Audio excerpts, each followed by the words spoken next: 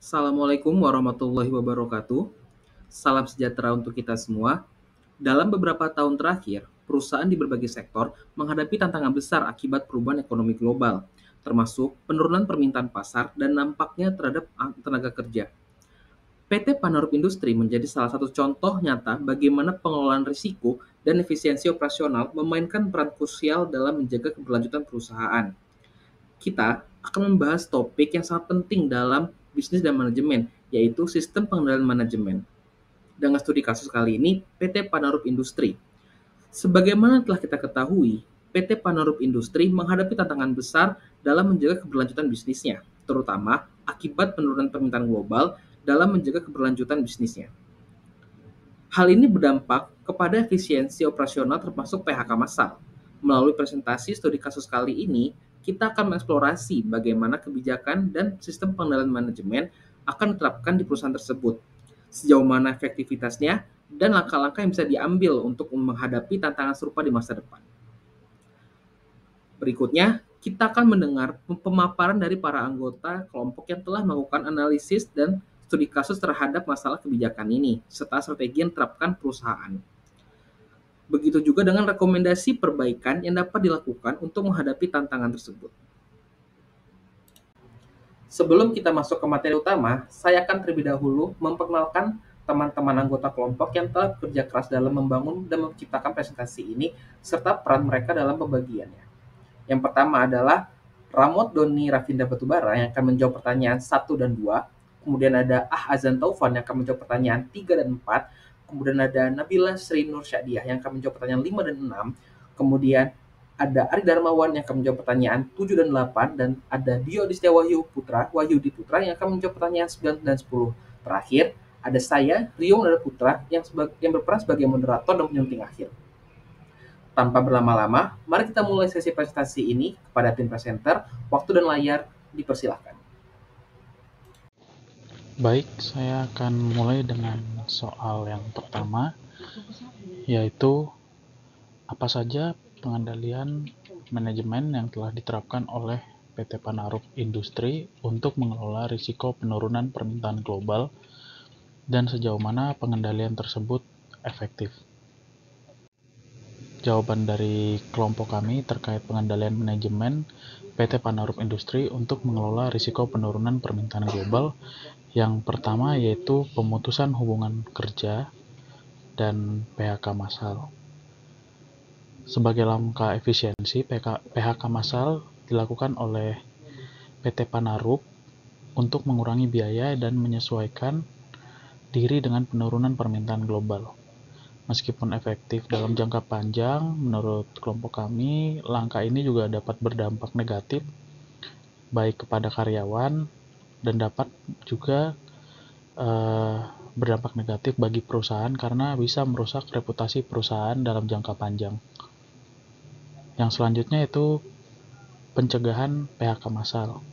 Telah dilakukan juga upaya pencegahan PHK massal oleh PT Panarup Industri, di mana sebelum melakukan PHK, perusahaan berusaha untuk melakukan langkah pencegahan seperti penyesuaian jam kerja dan beban kerja, namun tidak cukup efektif untuk mengatasi penurunan permintaan. Yang ketiga, bentuk pengendalian manajemennya yaitu pemotongan upah. Untuk menghindari PHK, perusahaan melakukan pemotongan upah meskipun bisa membantu sementara, namun pemotongan ini bisa memicu ketidakpuasan jika tidak dikelola dengan transparansi dan komunikasi yang baik.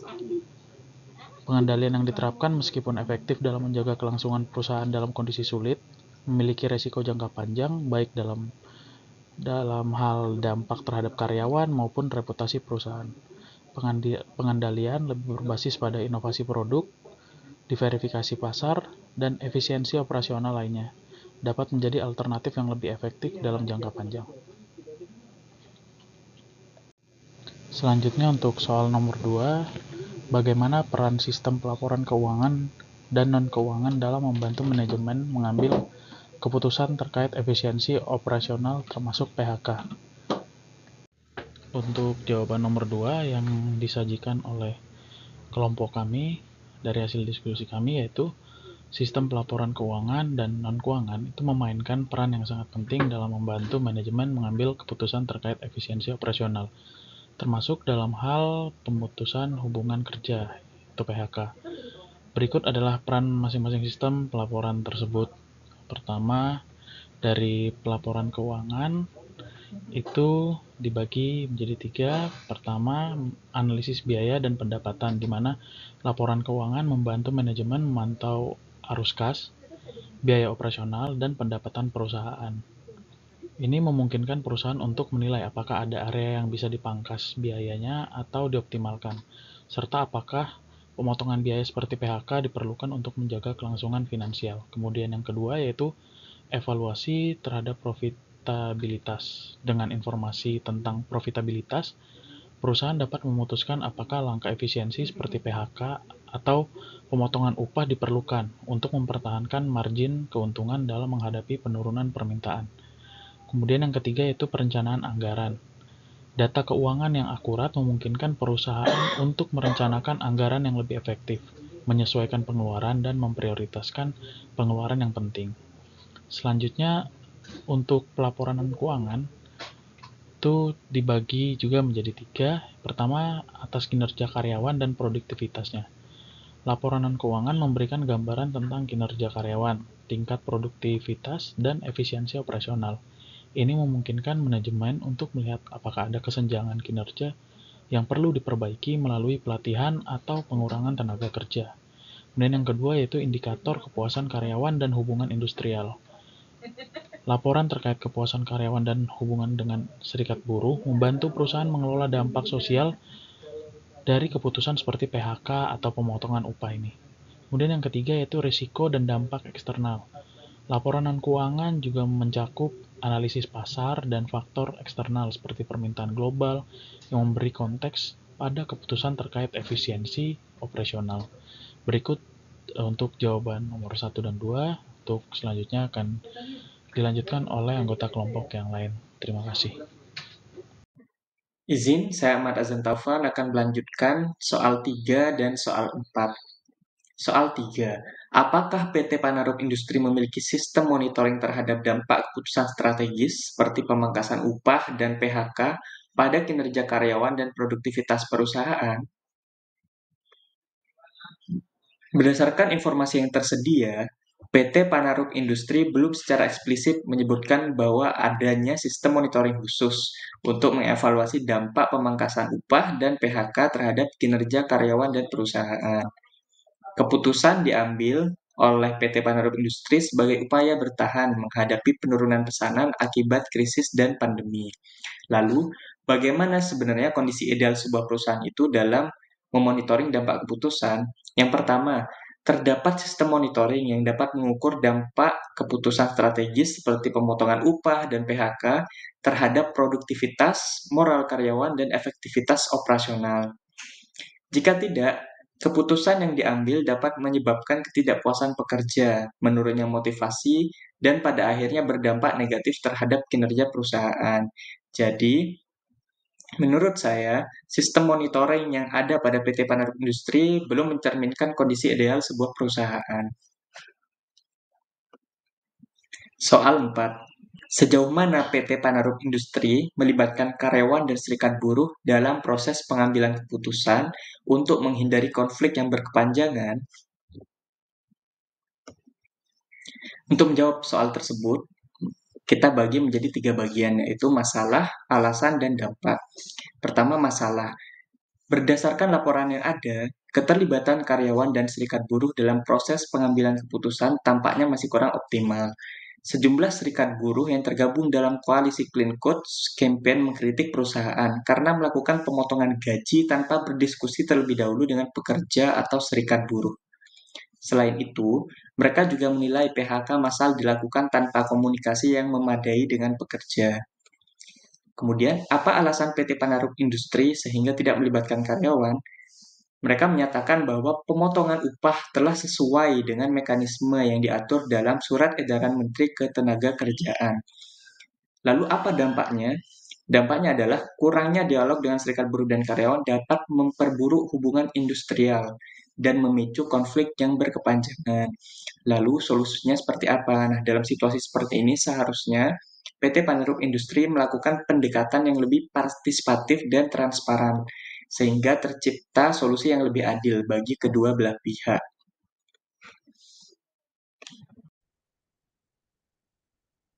Kemudian untuk soal nomor 5 adalah apakah perusahaan memiliki mekanisme feedback untuk mengevaluasi dan memperbaiki proses manajemen risiko, khususnya dalam situasi krisis ekonomi global. Nah, sebelum ke jawabannya, mungkin kita bisa mendefinisikan mekanisme feedback dalam manajemen risiko itu sebagai sebuah proses sistematis untuk mengumpulkan, menganalisis, dan menerapkan informasi dari berbagai sumber guna mengevaluasi dan meningkatkan efektivitas strategi manajemen risiko dalam sebuah organisasi. Nah, dari artikel yang telah diberikan itu PT Penarup Industri itu sebetulnya sudah memiliki mekanisme feedback dalam proses manajemen risiko. Nah, hal tersebut bisa ditunjukkan dengan 2 poin sebagai berikut. Yang pertama, melakukan tindakan pencegahan PHK yang ditunjukkan dengan kalimat bahwa PT Penarup Industri ini menyatakan bahwa mereka telah berupaya melakukan langkah-langkah pencegahan PHK sesuai dengan peraturan yang berlaku.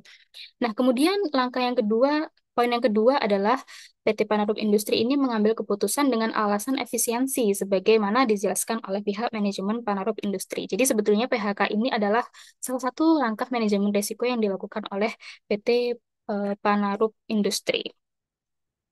Kemudian namun, mekanisme feedback dalam proses manajemen risiko yang telah dilakukan oleh PT Penarup Industri itu belum berjalan secara optimal karena kurangnya keterlibatan pekerja atau pegawai dalam proses pengambilan keputusan oleh manajemen.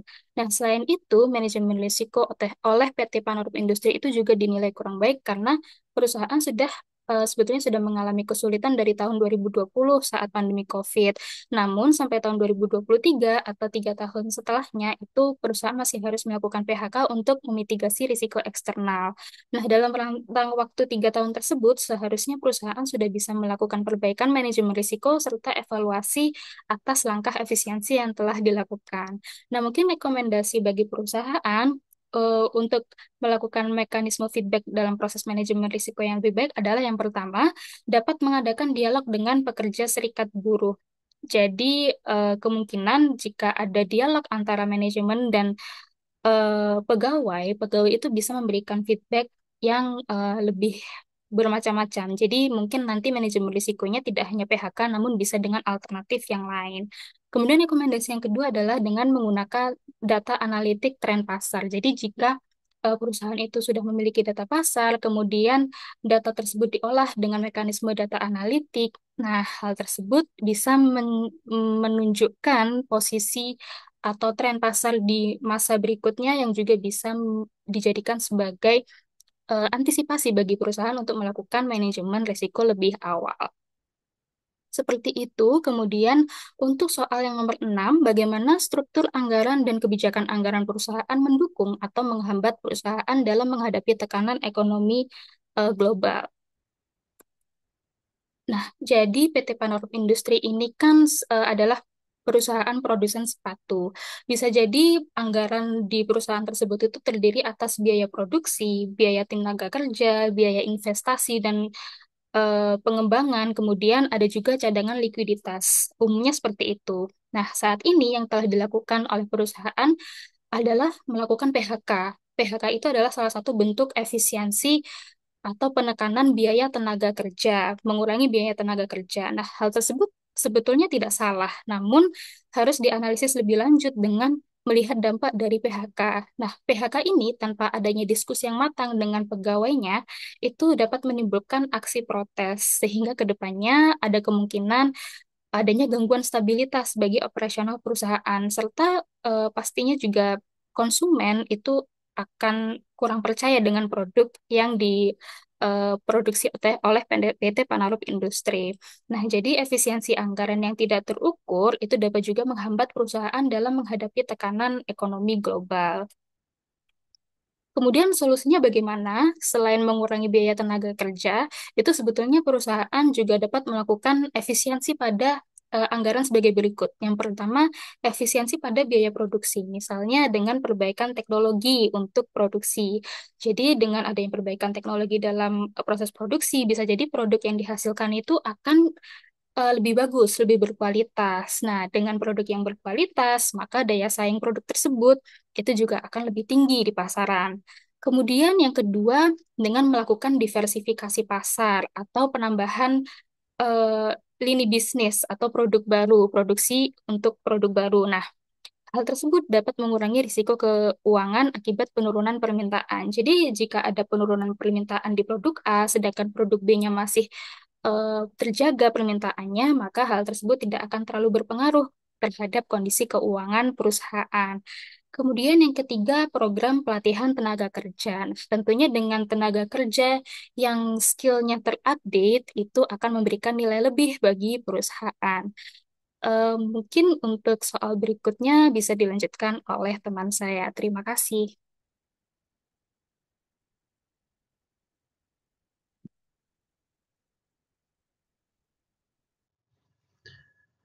Baik, terima kasih. Sebelumnya, perkenalkan nama saya Ari Darmawan. Untuk selanjutnya, soal nomor 7, yaitu adalah apakah PT Penarup Industri memiliki pengendalian strategis untuk memastikan keberlanjutan bisnis, seperti diversifikasi pasar atau inovasi produk, selain hanya berfokus pada efisiensi biaya.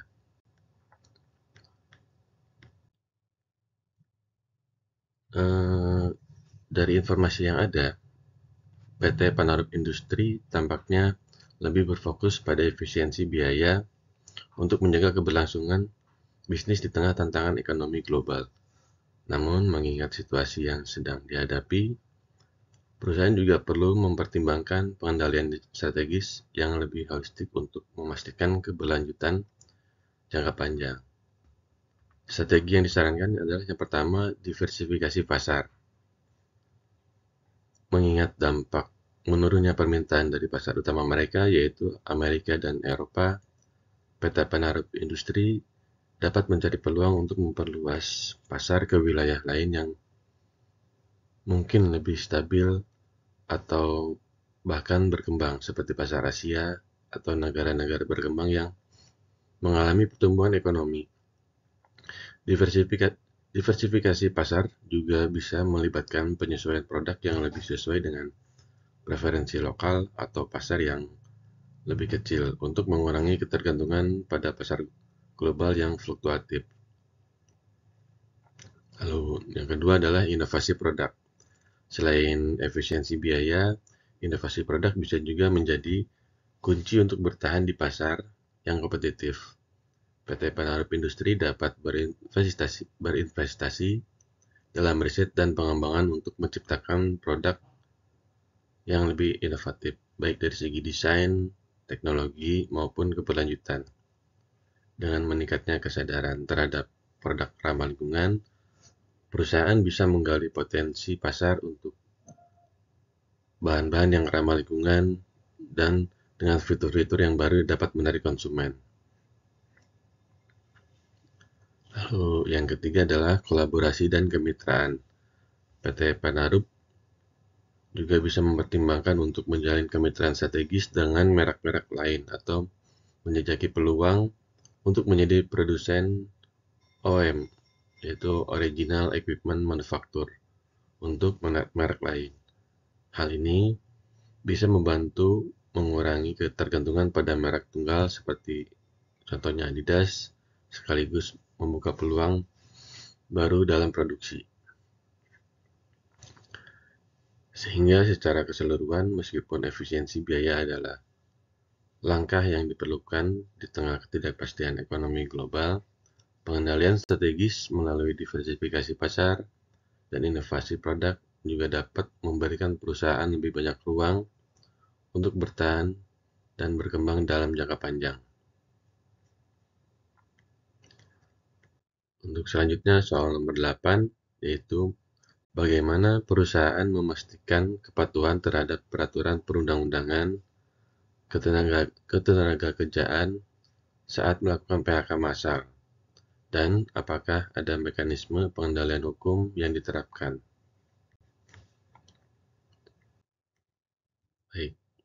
Untuk kepatuhan terhadap peraturan ketenagakerjaan dalam PHK massal oleh PT Penarup Industri tampaknya telah berupaya untuk memastikan kepatuhan terhadap peraturan perundang-undangan ketenagakerjaan dalam proses pemutusan hubungan kerja atau PHK massal yang telah dilakukan sejak awal 2023. Beberapa langkah yang bisa dilakukan perusahaan untuk memastikan hal tersebut dan mekanisme pengendalian hukum yang diterapkan.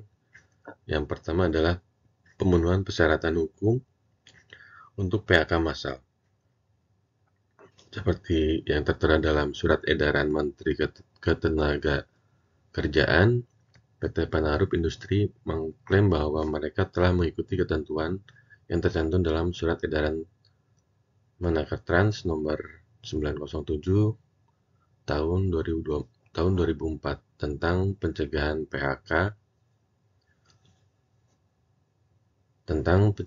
PHK massal.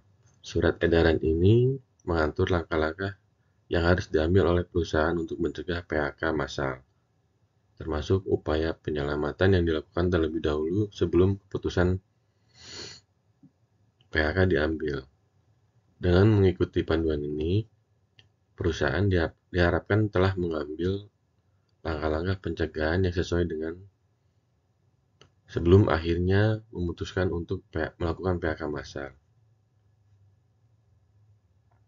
Lalu kepatuhan terhadap Undang-Undang Ketenagakerjaan, PT Penarup Industri menyatakan bahwa mereka telah melakukan PHK massal sesuai dengan ketentuan yang ada dalam Undang-Undang Nomor 13 Tahun 2003 tentang Ketenagakerjaan.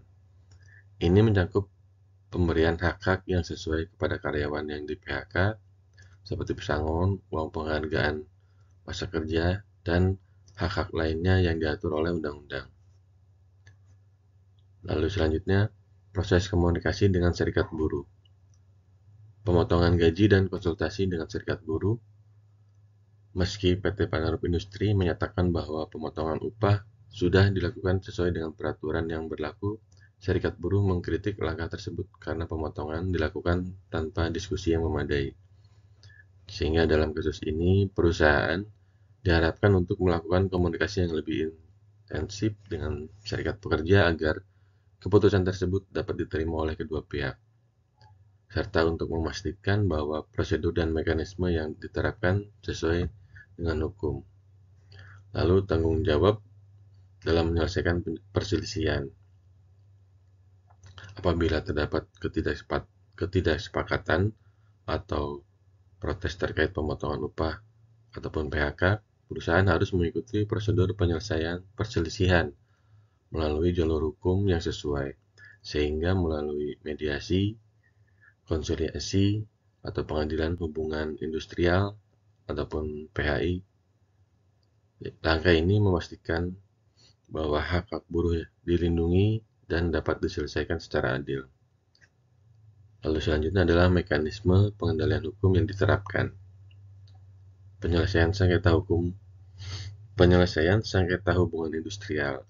Jadi jika terjadi ketidaksepakatan tentang PHK massal atau pemotongan gaji, mekanisme hukum yang diterapkan adalah dengan mengajukan sengketa tersebut ke pengadilan hubungan industrial atau melalui jalur mediasi konsiliasi yang disediakan oleh Dinas Ketenagakerjaan atau pihak berwenang lainnya. Lalu pemenuhan hak karyawan yang terdampak PHK. Pemerintah, dalam hal ini Kementerian Ketenagakerjaan, telah meminta PT Penarup Industri untuk memastikan bahwa hak karyawan yang terdampak PHK dipenuhi sesuai dengan peraturan perundang-undangan yang berlaku, seperti pesangon dan hak lainnya. Kemenaker juga memiliki peran pengawasan untuk memastikan bahwa perusahaan mematuhi aturan terkait pemutusan hubungan kerja dan tidak melanggar hak-hak pekerja. Lalu yang terakhir adalah keterlibatan pemerintah dan pengawasan eksternal. Pengawasan oleh Kementerian Ketenagakerjaan, yaitu pemerintah melalui Kemenaker berperan dalam memastikan bahwa PHK massal dilakukan sesuai dengan ketentuan yang berlaku, termasuk pengawasan terhadap pemenuhan hak-hak pekerja yang terkena PHK. Kemenaker juga dapat melakukan inspeksi atau intervensi jika ditemukan pelanggaran terkait hak pekerja. Lalu peran lembaga hukum dan serikat buruh. Jika pekerja merasa hak-haknya tidak dipenuhi atau terjadi penyalahgunaan dalam proses PHK, serikat buruh atau lembaga lain yang mewakili pekerja dapat mengajukan tuntutan hukum atau mengadakan negosiasi untuk menyelesaikan permasalahan. Sehingga secara keseluruhan PT Penarup Industri berupaya memastikan bahwa PHK massal yang dilakukan telah mematuhi ketentuan hukum yang ada, meskipun ada tantangan terkait komunikasi dengan serikat buruh dan pengawasan terhadap hak-hak pekerja. Perusahaan perlu terus beradaptasi dengan aturan yang ada dan melibatkan pihak yang berwenang dalam proses penyelesaian perselisihan untuk menjaga agar PHK dilakukan secara sah dan adil. Sekian dari saya, terima kasih sebelumnya. Dan untuk soal selanjutnya akan dibawakan oleh kawan kami. Silahkan, terima kasih.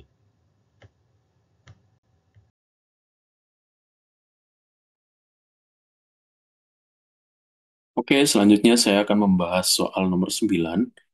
Pertanyaannya adalah, apakah sistem kompensasi dan insentif karyawan yang telah dirancang untuk memitigasi dampak negatif dari keputusan seperti pemotongan gaji atau PHK?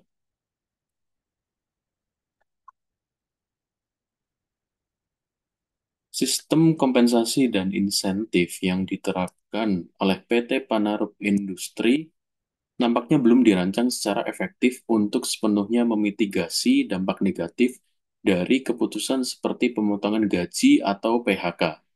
Hal ini terlihat dari beberapa poin berikut. Yang pertama adalah pemotongan gaji dilakukan tanpa komunikasi yang memadai dengan karyawan atau serikat buruh. Seperti yang disampaikan oleh koalisi Clean Clothes Campaign, hal ini menunjukkan kurangnya transparansi dan keterlibatan karyawan dalam proses pengambilan keputusan yang dapat menimbulkan ketidakpuasan dan konflik. Lalu yang kedua, tidak disebutkan adanya langkah-langkah kompensasi lain seperti insentif non-moneter, pelatihan ulang, atau dukungan lain yang dapat membantu karyawan bertahan di tengah situasi sulit. Fokus perusahaan sepertinya hanya pada pengurangan biaya tanpa memperhatikan kesejahteraan karyawan yang terdampak. Lalu yang ketiga, pemotongan gaji dilakukan pada periode tertentu, pada Juni hingga Juli dan Agustus hingga September 2020, dengan alasan kondisi keuangan perusahaan. Tetapi langkah ini tidak berhasil mencegah PHK massal yang tetap terjadi. Ini menunjukkan bahwa pemotongan gaji bukanlah solusi yang efektif untuk menjaga stabilitas perusahaan atau tenaga kerja. Yang keempat, serikat buruh menilai bahwa pemotongan gaji dilakukan tanpa mengikuti semangat keadilan. Meskipun perusahaan mengklaim tindakan tersebut sesuai aturan, kritik ini menunjukkan adanya keseimbangan antara kepatuhan formal terhadap aturan dan kebutuhan karyawan. Yang kelima, tidak ada informasi yang menunjukkan bahwa perusahaan menyediakan program mitigasi jangka panjang, seperti pesangon yang memadai atau pelatihan ulang, untuk membantu karyawan menghadapi PHK. Selanjutnya, nomor 10, bagaimana peran budaya, organisasi, dan etika dalam proses pengambilan keputusan strategi yang melibatkan karyawan? Dan apakah hal ini sudah menjadi bagian dari pengendalian manajemen perusahaan? Peran budaya, organisasi, dan etika dalam proses pengambilan keputusan strategi yang melibatkan karyawan di PT Panarup Industri tampaknya masih kurang optimal dan belum sepenuhnya menjadi bagian dari pengendalian manajemen perusahaan. Hal ini dapat dilihat dari beberapa aspek berikut. Yang pertama, kurangnya transparansi dan partisipasi karyawan. Keputusan pemotongan gaji dan PHK dilakukan diskusi tanpa didukung oleh pihak karyawan atau buruh-buruh.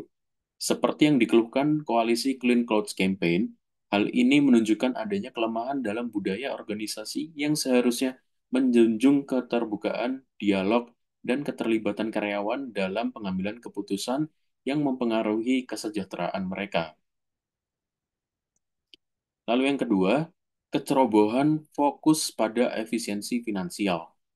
Perusahaan lebih memprioritaskan efisiensi biaya sebagai alasan utama pemotongan gaji dan PHK, dengan mengabaikan solusi alternatif yang lebih etis, seperti kerja fleksibel atau insentif non-moneter. Budaya pengambilan keputusan yang hanya berfokus pada efisiensi finansial dapat mencangkup hubungan antara manajemen dan tenaga kerja. Lalu yang terakhir, tidak adanya kebijakan mitigasi yang humanis. Tidak disebutkan adanya langkah-langkah mitigasi yang etis seperti pelatihan ulang, konseling, atau kompensasi tambahan bagi karyawan yang terdampak. Hal ini menunjukkan bahwa pengendalian manajemen perusahaan belum sepenuhnya mempertimbangkan dimensi etika dalam menghadapi krisis.